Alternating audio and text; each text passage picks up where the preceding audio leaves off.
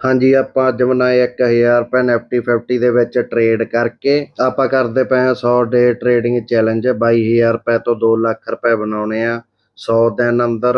ਤੇ ਅੱਜ ਆਪਣਾ ਹੈਗਾ ਗਾ 9ਵਾਂ ਦਿਨ। 9ਵੇਂ ਦਿਨ ਆਪਾਂ ਬਣਾਏ 1000 ਰੁਪਏ। ਅੱਜ ਦੇ ਦਿਨ ਆਪਾਂ ਬਸ ਇੱਕ ਹੀ ਟ੍ਰੇਡ ਕੀਤਾ ਗਾ। ਬਾਅਦ ਵਿੱਚ ਮਾਰਕੀਟ ਨੇ ਆਪਾਂ ਨੂੰ ਮੌਕਾ ਨਹੀਂ ਦਿੱਤਾ ਟ੍ਰੇਡ ਕਰਨ ਦਾ ਆਪਣੇ ਸੈਟਅਪ ਦੇ ਹਿਸਾਬ ਨਾਲ। ਬਾਕੀ ਕੱਲ ਦੇਖਦੇ ਆ ਕੱਲ ਕੀ ਬਣਦਾ। ਆਪਣੇ ਕੋਲ ਕੈਪੀਟਲ ਬਹੁਤ ਥੋੜਾ ਗਾ, ਇਸ ਕਰਕੇ ਆਪਾਂ ਰਿਸਕ ਨਹੀਂ ਲੈ ਸਕਦੇ ਜ਼ਿਆਦਾ। ਤੇ ਅਗਲੇ ਹਫ਼ਤੇ ਵੱਧ ਤੋਂ ਵੱਧ ਕੋਸ਼ਿਸ਼ ਕਰਾਂਗੇ ਜ਼ਿਆਦਾ ਤੋਂ ਜ਼ਿਆਦਾ ਪ੍ਰੋਫਿਟ ਕਰਨ ਦੀ, ਜੋ ਕਿ ਆਪਾਂ ਜਲਦੀ ਚੈਲੰਜ ਜਿੱਤ ਸਕੀਏ। ਕਰੋ ਪ੍ਰੋਫਿਟ ਚੈੱਕ। ਜੇ ਤੁਸੀਂ ਮੇਰੀ ਇੰਸਟਾ ਤੇ ਵੀਡੀਓ ਦੇਖ ਰਹੇ ਆ ਤਾਂ ਲਾਈਕ ਕਰੋ, ਫੋਲੋ ਕਰੋ, ਸ਼ੇਅਰ ਕਰੋ, ਕਮੈਂਟ ਕਰੋ ਵਧੀਆ, ਜੋ ਮੈਨੂੰ ਮੋਟੀਵੇਸ਼ਨ ਮਿਲੇ ਜ਼ਿਆਦਾ ਤੋਂ ਜ਼ਿਆਦਾ ਵੀਡੀਓ ਬਣਾਉਣ ਦੀ। ਜੇ YouTube ਤੇ ਵੀਡੀਓ ਦੇਖ ਰਹੇ ਆ ਸਬਸਕ੍ਰਾਈਬ ਕਰੋ, ਲਾਈਕ ਕਰੋ, ਕਮੈਂਟ ਕਰੋ ਤੇ ਸ਼ੇਅਰ ਕਰੋ ਵੱਧ ਤੋਂ ਵੱਧ। ਧੰਨਵਾਦ।